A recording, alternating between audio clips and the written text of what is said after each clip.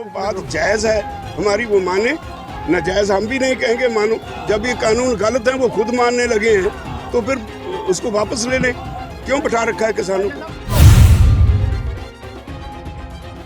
फिर एक आधे हाड़े कटते हैं भी ना जी हुण तुसीं इदां सानूं इदां मजबूर ना करो, 3 साल बाद करा लियो रिपीट। पीएम को पहले अपनी जुबान पे कंट्रोल करना चाहिए। पीएम को देखना चाहिए कि पीएम देश का होता है। पीएम के एक एक शब्द पे लोग गौर करते हैं, गंभीरता से चर्चा करते हैं।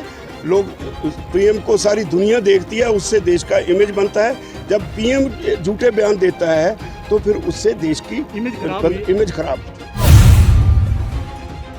3 बार क्लॉज बाई क्लॉज बहस हो चुकी, उन्होंने को कोई जवाब नहीं, वो झूठे ने और बाहर निकल के झूठ बोल देंगे। ये तो मत कुछ आपकी शर्त क्या है सर? शर्त क्या है? शर्त कोई नहीं, मीटिंग में बुलाएं और नेगोशिएशंस होगी, उसमें हमारी जायज़ है जो बात जायज़ है हमारी वो माने, नाजायज़ हम भी नहीं कहेंगे मानो।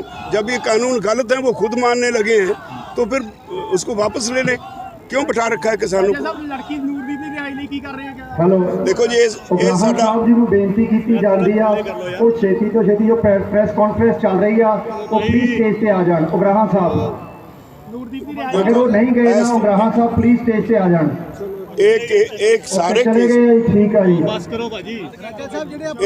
केसेस सारे ਅਸੀਂ ਲੀਗਲ ਟੀਮ ਇੱਕ ਬਣਾ ਦਿੱਤੀ ਹੈ ਵਕੀਲਾਂ ਦੀ। 2 ਵਕੀਲ ਉੱਥੇ ਹਰ ਵੇਲੇ ਸਟੇਜ ਦੇ ਨਾਲ ਬੈਠੇ ਰਹਿੰਦੇ ਆ। ਗੁਰਦੁਆਰਾ ਰਕਾਬਗੰਜ ਸਾਹਿਬ ਦਫ਼ਤਰ ਖੋਲ੍ਹ ਦਿੱਤਾ। ਸਾਰੇ ਜਿਹੜੇ ਪੇਰੈਂਟਸ ਨੇ ਉਹਨਾਂ ਨੂੰ ਅਸੀਂ ਅਪੀਲ ਕੀਤੀ ਹੈ ਵੀ ਜਾ ਕੇ ਆਪੋ ਆਪਣਾ ਵਕਾਲਤਨਾਮਾ ਦੇ ਆਓ। ਜਿਹੜੇ ਇਸ ਤਰ੍ਹਾਂ ਦੇ ਕੇਸਿਸ ਨੇ ਸਾਰੇ ਸਾਡੀ ਉਹ ਟੀਮ ਡੀਲ ਕਰ ਰਹੀ ਹੈ। ਕੁਝ ਲੋਕਾਂ ਦੀ ਜ਼ਮਾਨਤ ਹੋ ਗਈ और बाकी ਦੇ ਕੇਸ जो आई ਜਾਂਦੇ ਨੇ ਵਕਾਲਤਨਾਮੇ ਸਾਰੇ ਕਰ ਰਹੇ। लाल किले में हुए हैं, पकड़े गए। No comments. वो सरकार ने जो सरकार का काम है वो देखे, सरकार देखे जो जिसके बारे में जो ਜਿਹੜੇ ਲਾਲ ਕਿਲੇ ਦੇ ਬਾਹਰ ਟਰੈਕਟਰ ਵਗੈਰਾ ਖੜੇ ਆ ਉਹਨਾਂ ਦੀ ਸ਼ਨਾਖਤ ਹੋ ਗਈ। ਕਹਿੰਦੇ ਕਿ ਐਗਜ਼ਿਸਟਿੰਗ ਸਿਸਟਮ ਰਹੂਗਾ, ਅਸੀਂ ਨਵਾਂ ਸਿਸਟਮ ਦੇ ਰਹੇ ਹਾਂ। ਉਹ ਫਿਰ ਇਹ ਕਾਹਤੇ ਹਾੜੇ ਕੱਢਦੇ ਆ ਵੀ ਨਾ ਜੀ ਹੁਣ ਤੁਸੀਂ ਇਦਾਂ ਸਾਨੂੰ ਇਦਾਂ ਮਜਬੂਰ ਨਾ ਕਰੋ, 3 ਸਾਲ ਬਾਅਦ ਕਰਾ ਲਿਓ ਰਿਪੀਲ। प्रेस्टीज इशू है ना। उन्होंने ये बोला ये मन चुके भी गलत ने कानून, ਐਵੇਂ ਦੇਰੀ ਕਰ ਰਹੇ ਨੇ।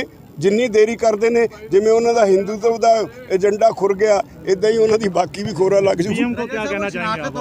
पीएम को पहले अपनी जुबान पे कंट्रोल करना चाहिए। पीएम को देखना चाहिए कि पीएम देश का होता है। पीएम के एक एक शब्द पे लोग गौर करते हैं, गंभीरता से चर्चा करते हैं। लोग पीएम को सारी दुनिया देखती है, उससे देश का इमेज बनता है। जब पीएम झूठे बयान देता है तो फिर उससे देश की इमेज खराब होती है। इंडिया में पूरे सारी पूरे देखिए जब इलेक्शन थी उसके पहले, पिछली इलेक्शन के पहले हमारे प्राइम मिनिस्टर कहते रहे हम स्वामीनाथन कमीशन रिपोर्ट लागू करेंगे। उसके बाद जब सुप्रीम कोर्ट में गए तो वहाँ एफिडेविट फाइल कर दिया। देखो जी हम इसे लागू नहीं कर सकते, अगर करेंगे तो देश का इकोनॉमिक स्ट्रक्चर बर्बाद हो जाएगा। 3 साल निकल गए, जब नई इलेक्शन आई तो फिर उसके बाद अपना ही एक फार्मूला जो उसमें है ही नहीं, स्वामीनाथन कमीशन रिपोर्ट में है ही नहीं, A2+FL वो बना के कह दिया हमने लागू कर दी। कैसे विश्वास करोगे ऐसे लोगों पे? राजेवाल जी एक बयान अभी दे दो। खेतीबाड़ी मंत्री है जो नरेंद्र तोमर, उन्होंने कहा कि हाले तक किसान ये नहीं समझा सके कि ये खेती कानून ਜਿਹੜੇ ਨੇ ਉਹ ਕਾਲੇ ਕਿਵੇਂ ਆ। ਮੀਟਿੰਗ ਦੇ ਵਿੱਚ ਕੀ ਗੱਲ ਕਹਿੰਦੇ ਸੀ ਉਹਨਾਂ ਦਾ ਹੂਬਹੂ ਬਿਆਨ ਦੱਸ ਦਿਓ।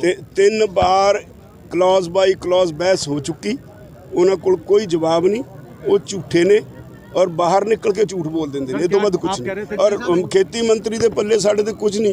ਉਹ ਤਾਂ ਦੋ ਆਦਮੀਆਂ ਦੇ ਵਿੱਚ ਸਾਰੀ ਤਾਕਤ ਆ। ਉਹ ਭੱਜਦੇ ਨੇ ਜਦੇ ਦੂਜੇ ਕਮਰੇ 'ਚ ਨੂੰ ਉਹਨਾਂ ਨੂੰ ਪੁੱਛਣ। स्टेज पे बोला गया कि खेतीबाड़ी मंत्री लायक नहीं है सर। राजेवाल साहब नो कमेंट्स प्लीज। राजेवाल साहब खेतीबाड़ी वो जमानत करा लांगे जो वकीलों की टीम का काम है। खेतीबाड़ी मंत्री लायक नहीं है कि खेतीबाड़ी मंत्री रहे, ये स्टेज से बोला गया।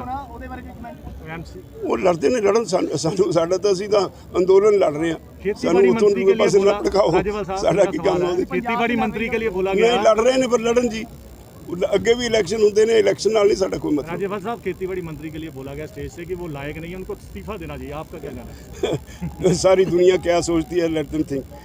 क्या किसी के बारे में क्या है, सोचने दो उनको। सरकार ये अभी तक हल करने के मूड में है, आपको लगता है कुछ पॉजिटिविटी है या? देखिए बड़ा साफ है, हम बैठे हैं इस इंतज़ार में सरकार के पास साबित कर चुके हैं अपना केस। वो जब बुलाएगी, जब उसने रिपील करने होंगे, हमारा आंदोलन समाप्त हो जाएगा। शरत 3 वही तीन कानून रिपील करने का, एक एमएसपी को लीगल राइट टू एमएसपी, और 2 कानून और है। एक वो उन्होंने मान लिए हैं, एक तो है कि जो 1 करोड़ रुपया पराली का जुर्माने का वो उन्होंने फार्मर का पोर्शन जो है वो निकाल दिया।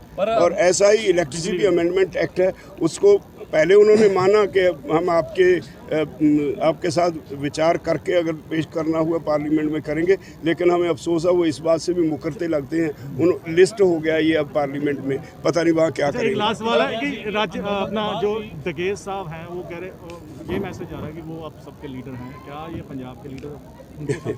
ये आपका विचार है। वो हर रोज़ कहते हैं कि जो फैसला करेगा सिंघू बॉर्डर पे बैठी लीडरशिप करेगी, और वो कहता है राजेवाल मेरा लीडर है, बार बार कहता है मैं जो ये फैसला करेंगे, ये आपको नहीं सुना। सभी इकट्ठे हैं, सभी इकट्ठे, इसमें कोई दो राय नहीं। कि अंदोलन तो बाद भी ਜਿਹੜੇ ਅਸੀਂ ਵਾਪਸ ਜਾਵਾਂਗੇ ਆਪਣੇ ਖੇਤਰਾਂ ਵਿੱਚ, ਪੋਲੀਟੀਸ਼ੀਅਨਾਂ ਤੋਂ ਹਿਸਾਬ ਲਿੱਤਾ ਜਾਊਗਾ।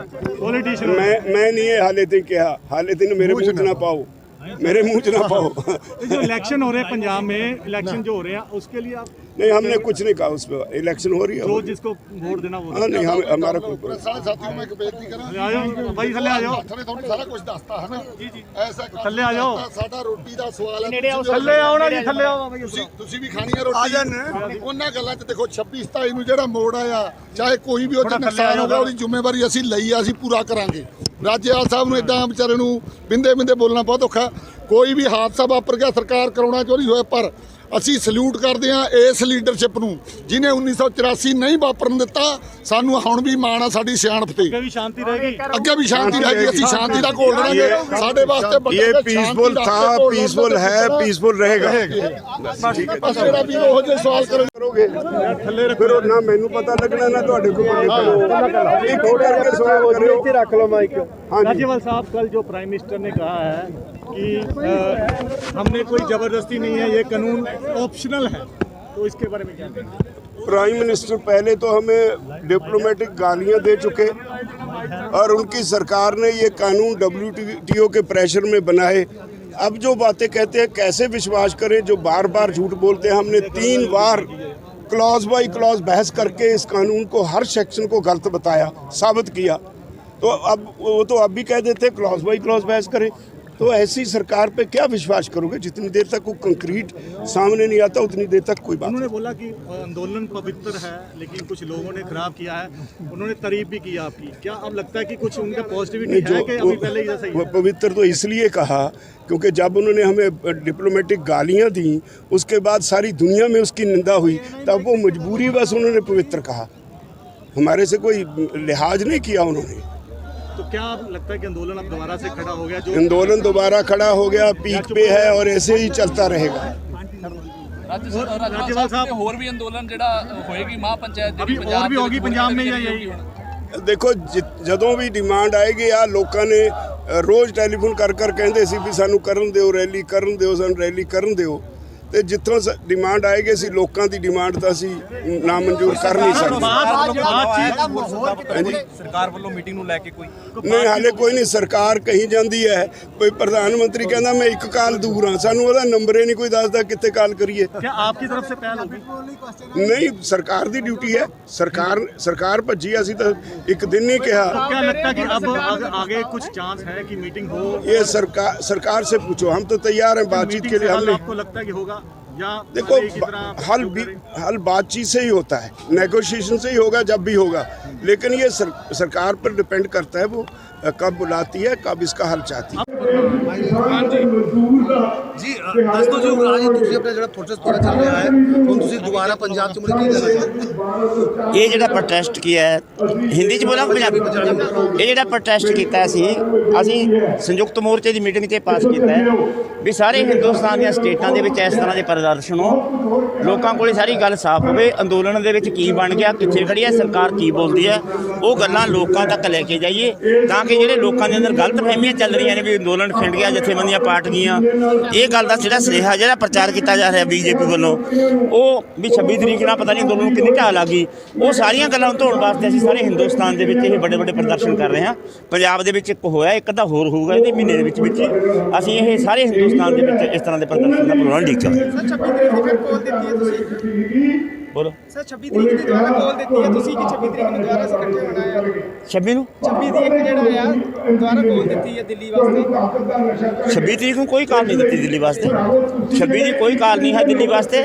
ਅਸੀਂ ਕਾਲ ਦਿੱਤੀ ਹੈ ਵੀ 14 ਤਰੀਕ ਨੂੰ ਜਿਹੜੇ ਪੁਲਵਾਮਾ ਸ਼ਹੀਦ ਹੋ ਗਏ ਉਹਨਾਂ ਨੂੰ ਲੈ ਕੇ, ਜਿਹੜੇ ਮੋਰਚੇ ਦੇ ਵਿੱਚ 214 ਬੰਦੇ ਸ਼ਹੀਦ ਹੋ ਗਏ ਉਹਨਾਂ ਨੂੰ, ਪਿੰਡਾਂ ਦੇ ਵਿੱਚ ਮਿਸਾਲ ਮਾਰਚ ਤੇ ਸ਼ਹਿਰਾਂ ਦੇ ਵਿੱਚ ਕੈਂਡਲ ਮਾਰਚ ਕੀਤਾ ਜਾਊਗਾ ਰਾਤ ਨੂੰ 8 ਵਜੇ 7 ਵਜੇ ਤੋਂ ਲੈ ਕੇ 8 ਵਜੇ ਤੱਕ। ਦੀਪ ਸਿੱਧੂ ਬਾਰੇ ਤੁਸੀਂ ਕੀ ਕਹਿਣਾ ਚਾਹੋਗੇ? ਦੀਪ ਸਿੱਧੂ ਦਾ ਕੀ ਰੋਲ ਸੀ?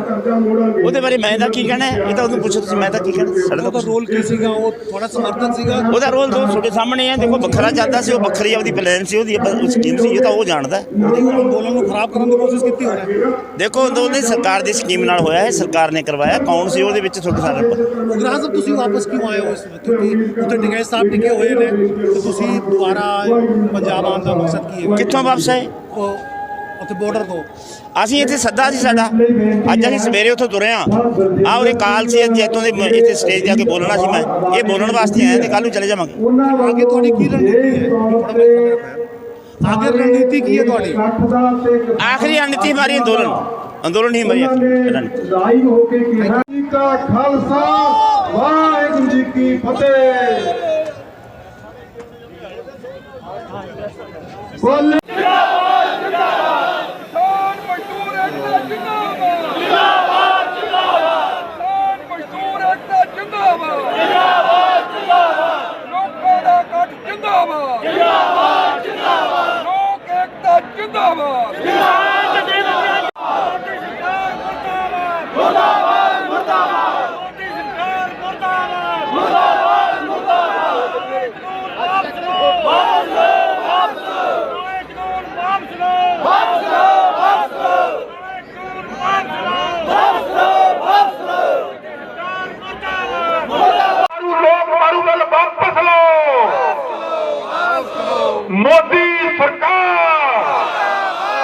मोदी सरकार धन्यवाद। वरुण गोयल, प्रोफैसर वरुण गोयल, प्रोफैसर कुलविंदर बाजवा वालों 50,000 रुपए का चैक संयुक्त मोर्चा ਲਈ भेंट किया जाता। बहुत बहुत धन्यवाद गोयल साहब का ते बाजवा साहब का, जिन्होंने बहुत ਵੱਡਾ ਇਹਦੇ 'ਚ ਆਪਦਾ ਯੋਗਦਾਨ ਪਾਇਆ। ਤੇ मैं फिर ਸਾਰੇ ਦੋਸਤਾਂ ਨੂੰ ਬੇਨਤੀ ਕਰਾਂਗਾ ਕਿ ਜਿੱਥੇ ਜਿੱਥੇ ਜਗ੍ਹਾ ਮਿਲਦੀ ਹੈ ਉੱਥੇ ਉੱਥੇ ਬੈਠ ਜਾਓ। ਮੈਂ ਥੋੜਾ ਆਪਾਂ ਗਰਮ ਕਰ ਲਈਏ ਮਾਹੌਲ। ਕਿਸਾਨ ਮਜ਼ਦੂਰ ਏਕਤਾ, ਕਿਸਾਨ ਪਾਰਟੀ ਪੰਜਾਬ ਦੇ ਵਾਈਸ ਪ੍ਰਧਾਨ ਜਸਵੰਤ ਸਿੰਘ ਗੋਪਾਰਾਏ ਕਲਾਂ ਕ੍ਰਾਂਤੀਕਾਰੀ ਲੜਾਈ ਵੱਲੋਂ 10 ਆਦਮੀ ਤੇ ਉਹਨਾਂ ਦੇ ਸਾਥੀ ਆਏ ਆ। ਬਹੁਤ ਬਹੁਤ ਧੰਨਵਾਦ। ਤਰਨਤਾਰਨ ਤੋਂ ਮੰਡੀ ਵਿੱਚੋਂ ਭੂਰਾ ਸਾਹਿਬ ਵਾਲੇ ਬੰਦੇ ਜਿਨ੍ਹਾਂ ਨੇ ਲੰਗਰ ਪਹੁੰਚਾਇਆ ਹੈਗਾ, ਮੁਕਤੀ ਵਾਲਾ ਬਾਬਾ ਜੀਵਨ ਸਿੰਘ ਜੀ ਸਾਧੂ